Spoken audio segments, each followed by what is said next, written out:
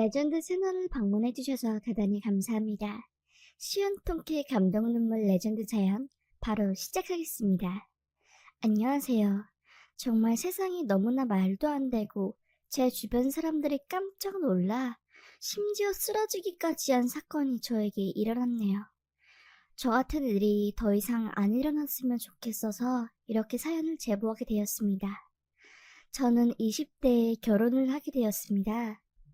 교사인 부모님 밑에서 부족한 거 없이 자라왔고 교사 부모님 뜻에 따라 교대에 진학하게 되었습니다. 그렇게 부모님 말만 들으며 저는 모범생 딸로 살아왔고 특별하게 힘든 일 없이 그렇게 초등학교 교사가 되었어요. 대학생일 때도 밤 9시까지 통근 시간이 있었고 외박도 금지였기에 남자친구는커녕 27살이 될 때까지 남자 얼굴 한 번도 제대로 못 쳐다보고 살아왔네요. 제 사연을 알고 있는 학교 가정선생님께서 좋은 남자가 있다고 소개시켜준다고 하더라고요. 토자가인데 남편 때문에 알게 된 사람이고 돈 불리는 능력이 대단한 사람이라고 하더라고요. 사실 속으로는 소개받고 싶었지만 왠지 덥석 물어버리면 남자 밝히는 여자일 것 같아서 괜찮다고 거절했습니다. 그런데 가정선생님이 진짜 좋은 기회라고 자기 이렇게 살다가 노처녀 된다니까. 우리 같은 직업은 어디서 사람 잘 못 만나요. 맨날 애들 상대 학부모 상대하고 보통 직장인이랑 같나? 소개시켜 준다고 할 때 받아 라고 하시길래 그렇게 등 떠밀듯 소개팅을 했습니다. 소개팅을 나가 그 남자를 본 순간 첫눈에 반했다는 표현이 맞을까요? 키도 정말 크고 어깨도 넓고 너무너무 상냥한 말투에 그냥 이야기 한마디 한마디 할 때마다 제가 좋아하는 표정을 감추지 못했네요. 다행히 그 남자도 절 좋아했고 저희는 급속도로 사랑에 빠지게 되었고 결혼을 기약하게 되었습니다. 제가 부모님께 결혼하고 싶은 남자가 생겼고 사업하는 남자라고 하니 정말 심하게 반대하셨습니다. 같은 교육자 계열 남자랑 결혼하지 뭐 대도 않은 사업가를 집에 데려오냐면서 엄청 반대를 심하게 하셨지요. 그런데 저는 더 이상 부모님 꼭두각시처럼 살기 싫었습니다.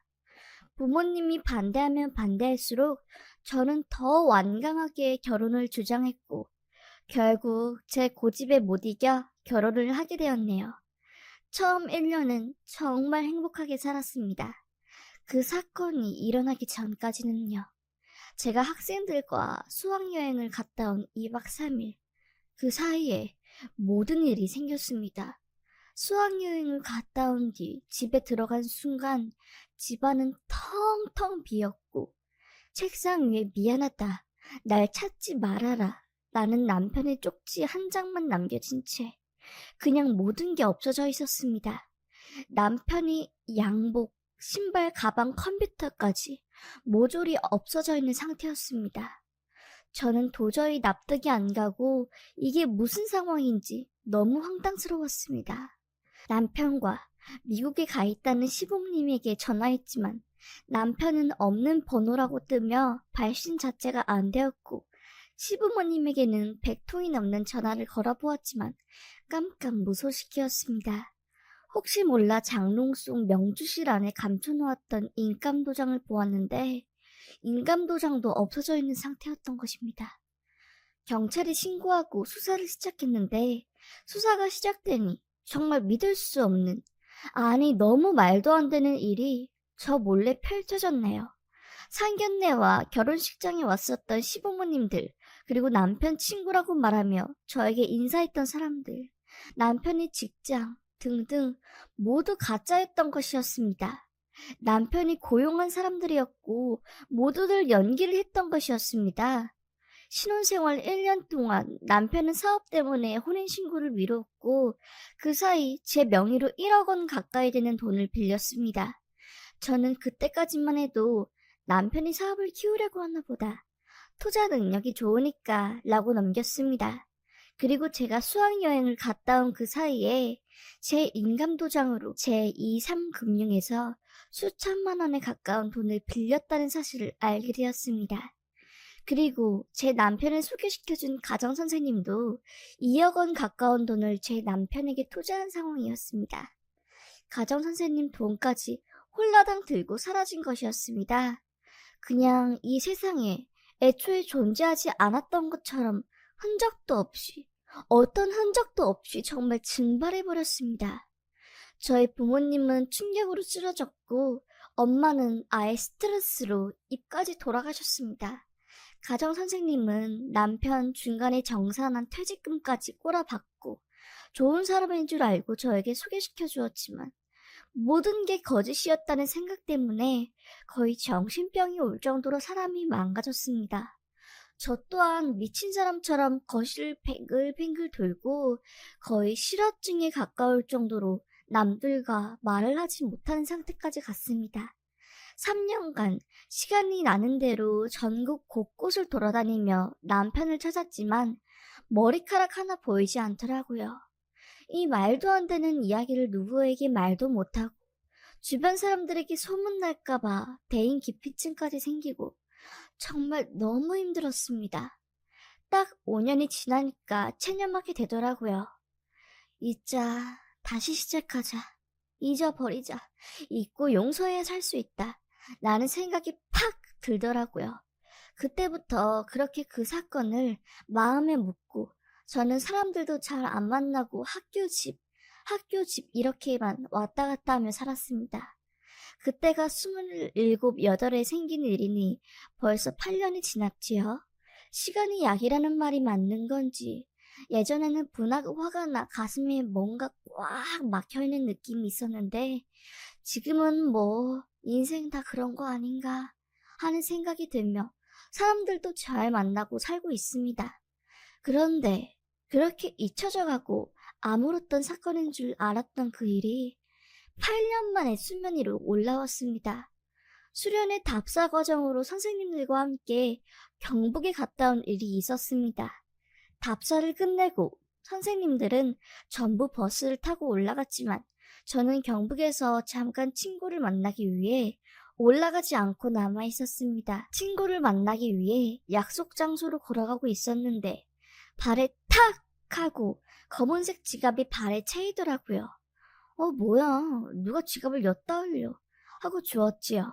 그냥 모른 채 하고 지나갈까 싶었는데 괜히 지갑 주인이 궁금하더라고요. 주인이나 찾아주자 하고 지갑을 연 순간 말 그대로 저 그냥 털썩 주저앉았습니다. 다리가 확 풀리고 손이 정말 덜덜덜덜 떨렸습니다.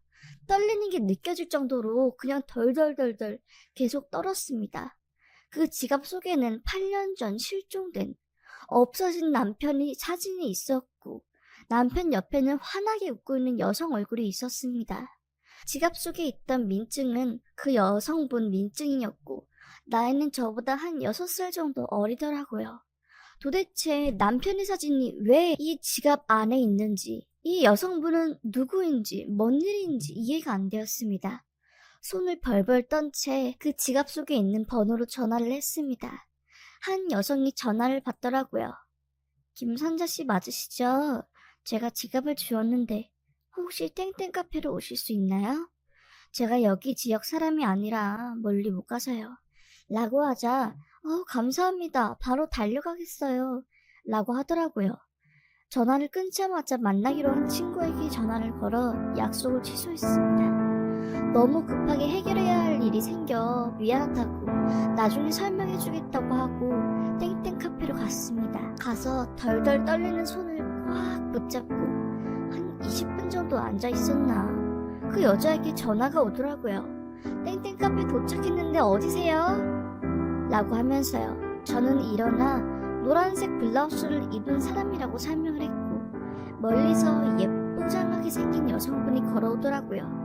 굉장히 짧은 딱 달라붙는 원피스를 입으신 분이었고 화장도 꽤 진해 보였습니다. 그것보다 향수 냄새가 너무 심했지요. 그 여성분은 저를 보자마자 너무 감사합니다. 음료라도 대접해드리겠어요. 라고 하더라고요. 저는 음료는 됐고 잠깐 앉아보라고 들을 말씀이 있다고 했습니다. 그러자 그 여자가 눈이 동그래지더니 네? 라고 하며 당황하며 앉더라고요. 저는 말했지요. 전화번호 찾으려고 지갑 안을 보다가 한 남자 사진이 안에 있는 걸 보았다. 누구냐? 내가 알고 있는 남자와 매우 비슷해서 물어보는 거다. 얼굴에 있는 점 위치까지 똑같아서 확신이 들어서 물어보는 건데 혹시 어떤 사이냐고 물어보았습니다.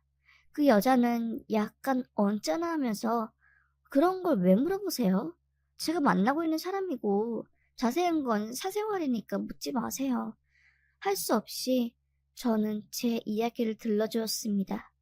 8년 전 사라진 남편, 그리고 그 남편이 박상혁이라는 가명을 사용했고 투자 사업을 한다는 명목으로 지인들에게 돈을 빌린 뒤 잠적한 놈이다. 머리부터 발끝까지 전부 가짜이고 지금 사기 사건으로 현상 수배가 내려진 사람이다. 허리 쪽에 붉은색 점이 있고 말투에 전남 사투리가 약간 배어있는 사람이다. 라고 하며 제 핸드폰에 있던 남편이 자세한 사진 그리고 고소장 등등 모든 자료들을 보여주었습니다. 그러자 그 여자가 제 핸드폰에 있는 사진을 보자마자 깜짝 놀라더라고요. 이 사람 맞다고. 나한테는 김주혁이라는 이름으로 다가온 사람이다. 사실 내가 떳떳하지 않는 일을 하고 있는데 이 남자가 내 손님으로 온 사람이다. 그래서 몇 번 연락을 하다가 남자가 진지하게 만나자고 앞으로 이런 일 하지 말고 자기가 주는 돈으로 배우고 싶은 거 다 배우고 투자 관련도 배우고 하라고 해서 지금 일을 관두고 그 사람 따라서 이것저것 배우는 중이다. 얼마 전에도 좋은 투자 상품이 있다고 대출을 권유해서 대출을 하려고 했는데 지갑을 잃어버린 바람에 못하게 되었다. 라고 하더라고요. 너무너무 소름이 끼쳤습니다. 저한테 한 거와 똑같은 수법으로 다른 지방에 내려가 그 짓을 하고 있더라고요. 저는 남편이 살고 있다는 주소를 받았습니다. 그리고 그 여자에게 말했지요. 나는 이 남자 깜빵에 쳐넣을 거다. 이제 주소도 확보되었고 못해도 감옥에 몇 년 이상 살게 될 놈이니 당장 이 남자 곁에 있지 말고 떠나라. 라고 충고했습니다. 그렇게 저는 제 사건을 맡아주신 형사님께 연락을 해 모든 상황을 말씀드리고 카페에서 나눴던 대화 녹음 파일과 남편이 살고 있다는 주소를 전해드렸습니다. 8년 만에 이 사람 찾았다고 지 여자친구 명의로 오피스텔 계약해서 살고 있는 것 같은데 이번에 정말 확실하다고 했습니다. 그리고 남편은 결국 긴급 체포되어 구속수사를 받았네요. 드디어 포승줄에 묶여 이송된 것이었습니다. 그렇게 남편은 4년 7개월 형량을 받았습니다. 저한테는 그럴 의도가 아니었다. 널 속일 작정으로 처음부터 접근한 게 아니었다. 제발 용서해줘라. 나라고 안 힘들었겠냐. 숲에 내려져서 병원 한번 제대로 못 가고 아파도 끙끙 앓고 평생 다른 사람 다른 이름으로 살아온 나는 너만큼 힘들었어. 작은 걸 숨기려고 거짓말을 했고 그게 눈덩이처럼 불어나서 감당할 수가 없었다고. 제발 나 좀 이해해달라고. 그래도 예전 내 아내 아니냐고. 라는 말도 안 되는 개소리를 시전하길래 꺼지라고. 강력한 처벌을 원한다고 판사한테 다 말할 거라고 수억을 이한테 떼꼈는데 그게 가당키나 하는 소리냐면서 구속이 되어 재판을 받고 있는 남편을 향해 소리쳤네요. 정말 소름 끼치는 게 그동안 얼마나 잘 먹고 잘 살았는지 8년 전보다 더 젊어져 있고 얼굴에는 기름이 쫙쫙쫙 흐르더라고요. 그동안 업소에서 잘 나가는 사업가인 척 하면서 업소 여성분들 돈을 어마어마하게 뜯었답니다. 하지만 우리나라 법상 50억 이상 사기친 게 아니면 그렇게 큰 징역형이 떨어지지 않더라고요. 정말 너무하다 싶었습니다. 정말 당한 사람은 알겠지만 사기당하면 평생, 거의 마음에 평생 구멍난 채로 살아야 합니다. 그래도 잡기라도 해서 다행이다. 내 한은 씻을 수 있겠다 하는 마음이 있었네요. 저게 사람인가 싶었습니다. 경찰 출입 기자들이 기사화하면 안 되냐고 심지어 방송국에서도 어떻게 알았는지 막 저한테서 전화 오고 난리도 아니었습니다. 처음에는 부담스럽고 혹시나 제 지인들이 제 이야기인 줄 알고 연락 올까봐 거부했는데 이제는 그냥 이렇게 만천하에 공개하렵니다. 꽁꽁 숨겨서 뭐 하겠어요. 피해자만 더 만들 뿐이지. 그리고 그놈도 더 이상 얼굴 빳빳이 들고 생활하지 못하게 하렵니다. 여러분들도 저처럼 당하지 마세요. 뭐 맘먹고 사람 속이려면 뭔들 못하겠나 싶지만요. 여튼 제 이야기 들어주셔서 감사합니다.